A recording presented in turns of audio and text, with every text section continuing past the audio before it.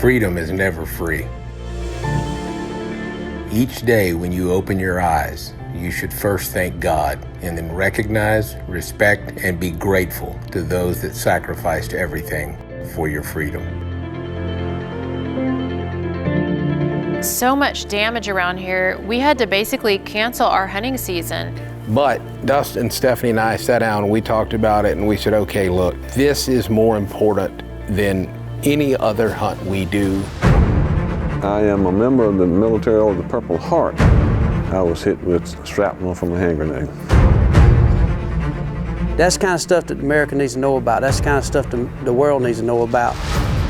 The motto here at Mellon Creek is raising standards, not fences. This is a pretty nice buck, but it's not the one we're after. And I thought, man, have you lost your mind? I can tell with my naked eye, this is the one we're after.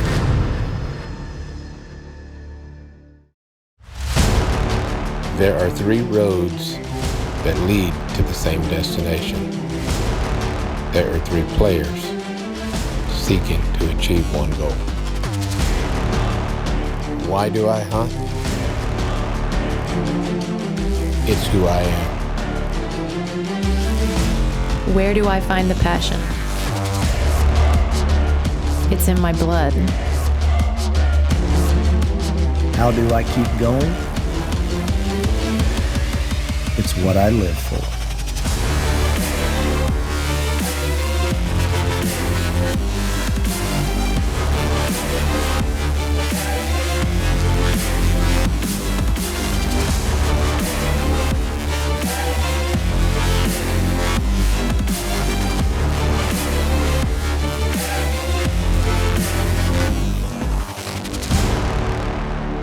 We are the wildlifers.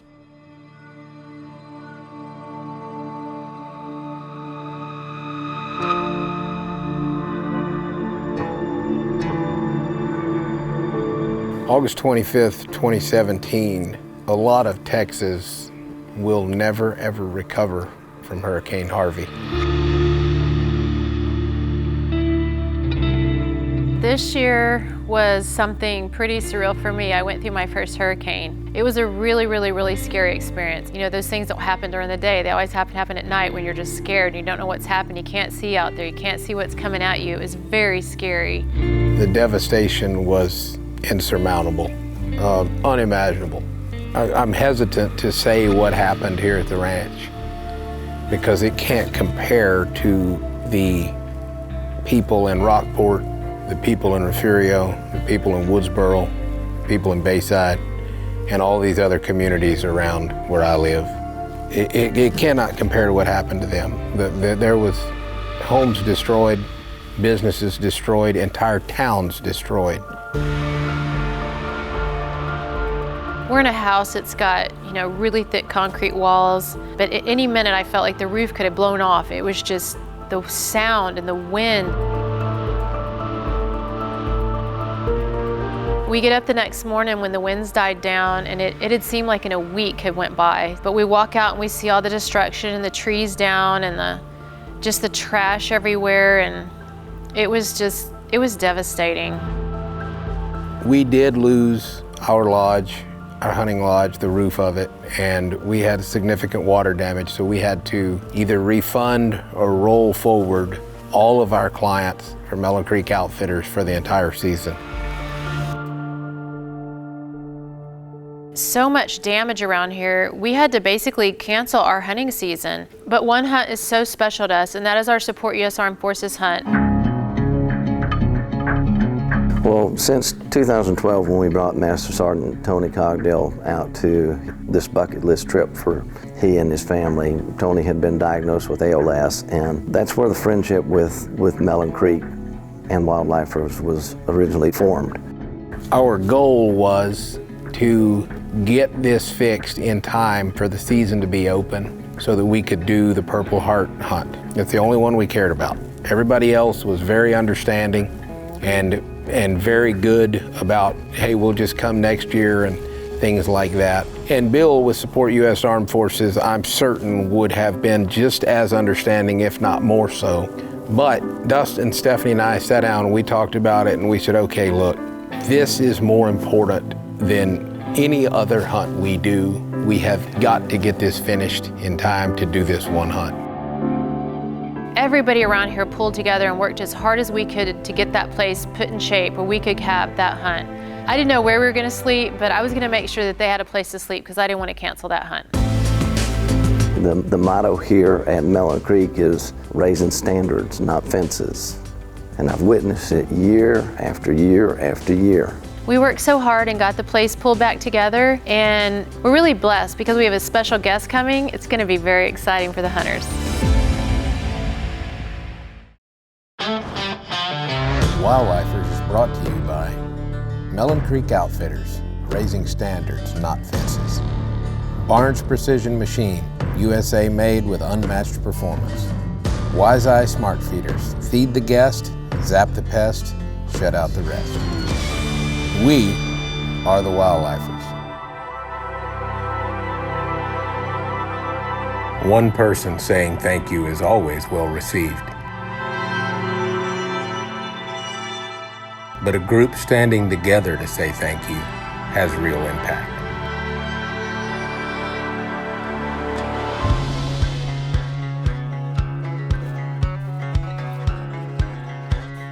Well, the guys pull up from the airport and we all walk outside to meet the Purple Heart recipients, and that's always a cool time. We're excited to meet them, they're excited to be here. We get all their stuff, we walk inside, and then there's their special guest, Michael Waddell. Michael, man. Hey, y'all said y'all was gonna deer hunt. You think I'm gonna let y'all come hunt without me? And soon as the soldiers got out there and those Purple Heart veterans, man, it was just, I can't describe the feeling, but man, it was just such a family reunion. We got on them burritos pretty hard. I hope we left a few.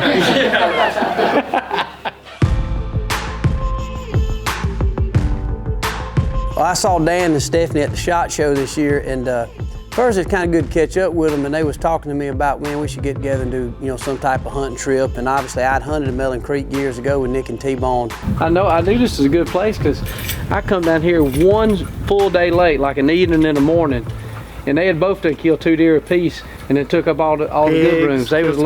T-Bone's laid up on the bed like a big old Jabba the Hutt. He wasn't worried about nothing. So I knew what kind of operation they had out here, and then Stephanie went on to tell me about the veterans hunt that they did. And he said, man, I'd really like to be a part of that hunt. He said, I feel very strongly about that. And, I told him, I said, well, man, why don't you come down here for that hunt? And while you're here, you can hunt a buck if you want to, but mainly hang out with those guys and listen to their stories. And I know they'd be thrilled to meet you. And it was a no-brainer. I mean, this is like Walt Disney, for a little old kid. So I was in. I was really excited about it.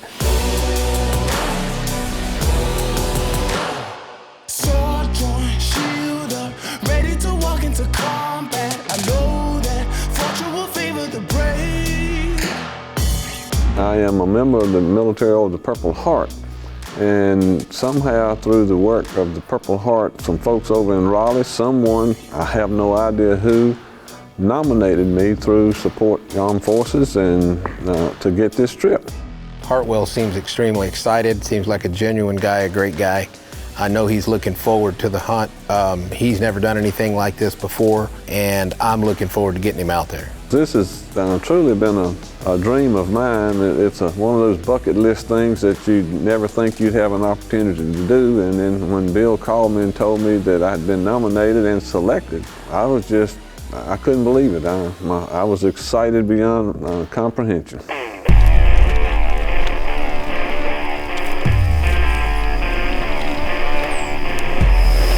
Scouting, you just sit up here. I do a lot of driving around when I'm scouting. A lot of looking out with a spot and scope. It's hard. You're just so limited to what you can see. So right. I do.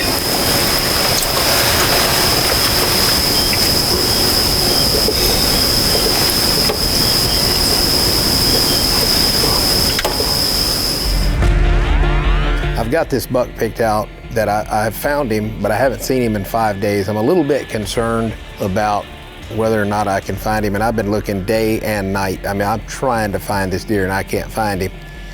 But my plan is we're gonna get out there, we're gonna do some rattling by where we stack a bunch of hay bales and see if I can't pull this buck up out of that creek bottom that he lived on.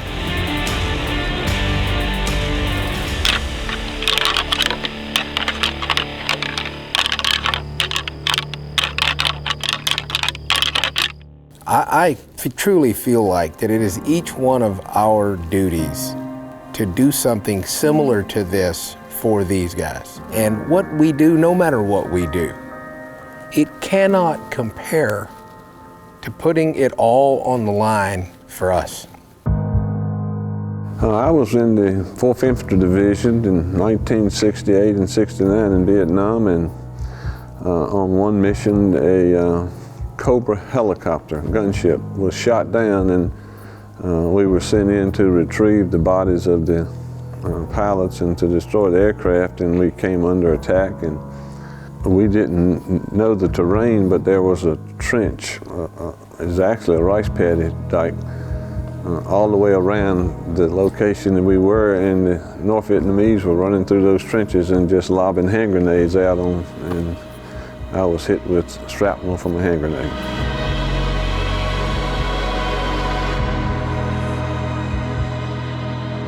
Well, I just love hunting, and it's as much, I just like being outside and being one with nature as much as I do the hunt itself.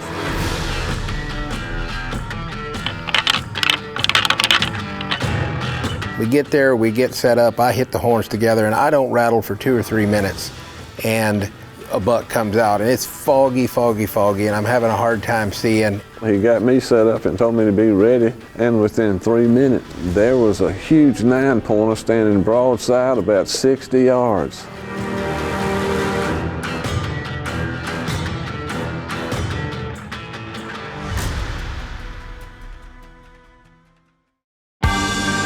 This segment is brought to you by Barnes Precision Machine, USA made with unmatched performance.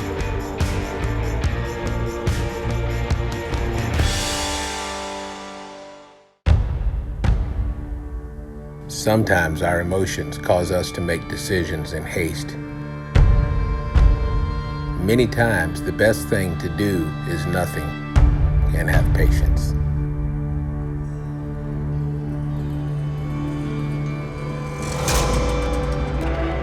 There was a huge 9-pointer standing broadside about 60 yards. And I was just fully anticipating to get the word to go ahead and take him. And it's foggy, and I'm having a hard time seeing, and finally he comes close enough and I can tell this is a pretty nice buck, but it's not the one we're after. And I thought, man, have you lost your mind? Back home where I came from, that deer would have been shooting him for a while now.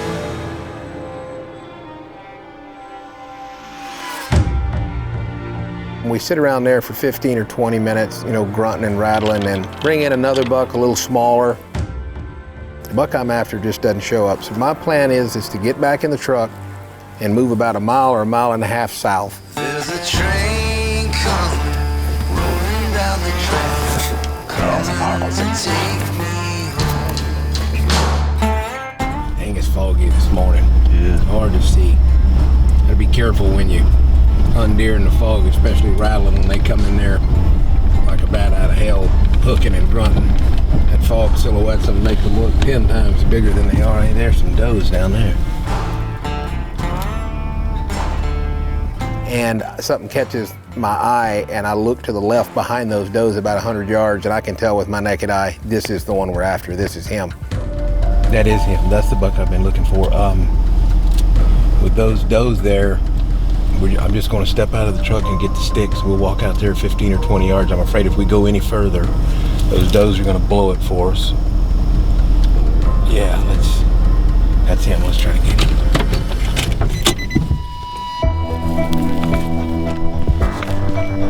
So my plan is we're going to jump out of the truck if we do it quickly, go back a little ways and down this hill, which will put us out of sight of the deer and put us in a position so that if the deer keep walking the way they're going, then he's going to walk right in front of us at about 100 yards. We head down there. Everything worked out perfect. The deer never saw us. I get Hartwell set up on the sticks. I was set up on him, and he was moving out. He was with a bunch of does, and we were really afraid we were going to spook the does, but we were able to be patient, and he came running up the edge there about, I don't know, 160, 70 yards.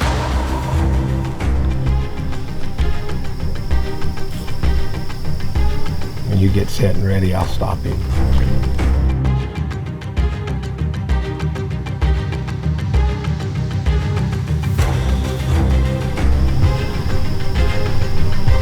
You ready?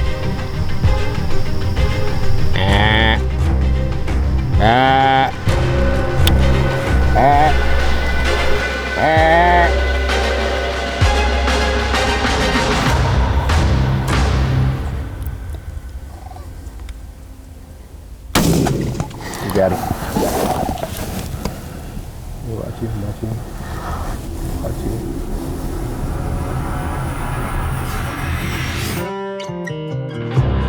How many Purple Heart veterans has Support U.S. Armed Forces brought to Mellon Creek Outfitters? A, 5, B, 11, C, 16, D, 23. This segment is brought to you by Wise Eye Smart Feeders. Feed the guest, zap the pest, shut out the rest.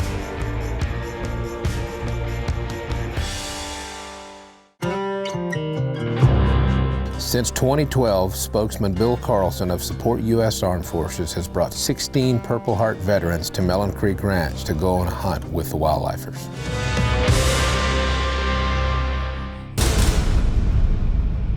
Our lives are filled with daily stresses beyond our control. Never, ever underestimate the power of a simple act of kindness.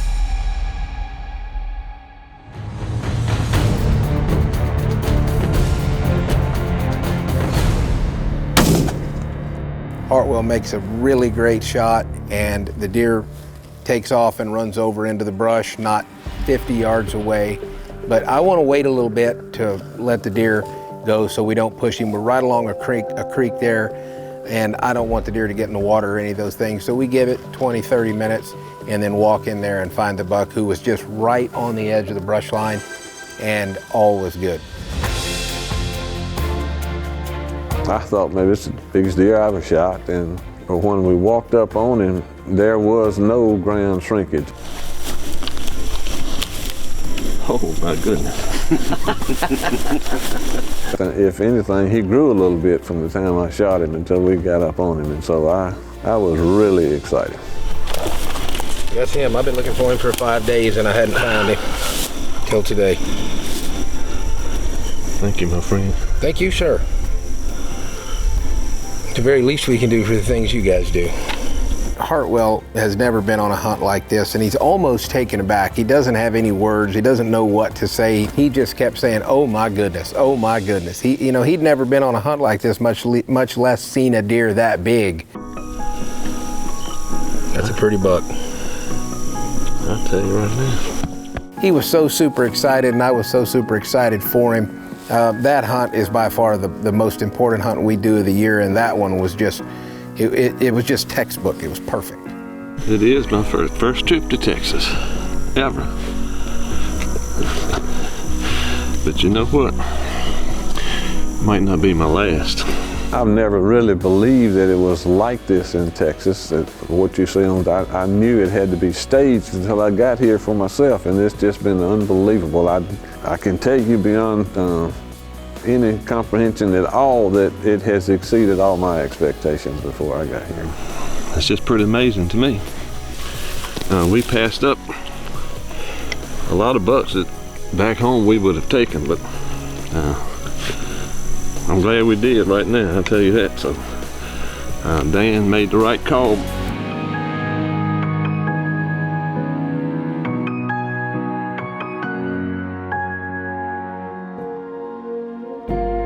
You know, I think when you look at a hunt like this, where we had a chance to take some true Purple Heart veterans, and if you look at that means they took a bullet, you know, for you and I. And, you know, I'd never served in the military. I've always been very thankful. But to see and hear what they had been through and to understand the therapeutic opportunity that they had to be around new friends, hunt places they've never been around, to experience things that they probably never thought they would experience, and you put that all into one camp, is special. That's the kind of stuff that America needs to know about. That's the kind of stuff the world needs to know about.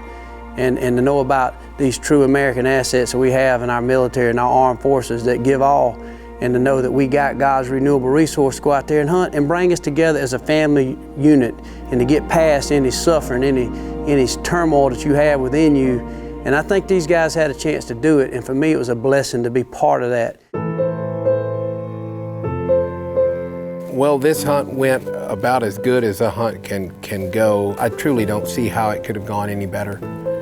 I just hope that those guys had as good of a time and as good of an experience as we all did providing it for them. Getting this hunt to pull off and be a success, having Michael here and surprising the guys, it was more than a miracle just for all that to fall in place. But even better is just seeing these guys and seeing them go on their hunts, and the happiness and the joy that they get, the relations that they build. Well, they're going to be talking about this for years to come. Seriously, we can't do enough for these people, and we hope that we can find other things to do like this in the future for even more of these heroes. If you enjoyed this episode and story, please make sure and watch part 2, where we catch up with the rest of the Purple Heart veterans hunting. Closed captioning by Vault Aviation, a different kind of whitetail.